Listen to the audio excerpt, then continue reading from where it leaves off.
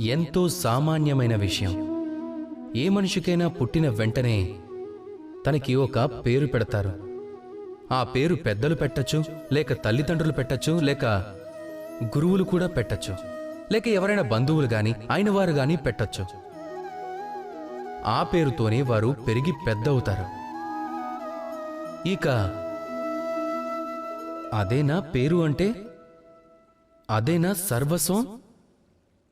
ఏమాత్రం కాదు. ఒక పేరేమిటంటే పుట్టినప్పుడు మీకు పెట్టేది, అది మీతో చివరిదాకా వస్తుంది.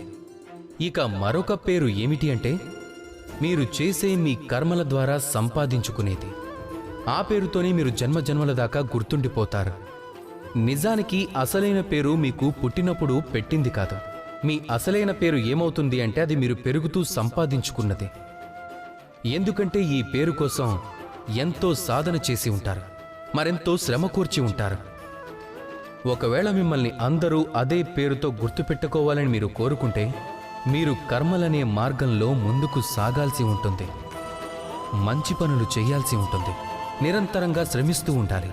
గొప్ప పనులు చేస్తూ ఉండాలి. అప్పుడే మీకు అందరిలోకెల్లా సర్వోత్తముడు అనే పేరు తప్పక లభిస్తుంది. రాధాకృష్ణ.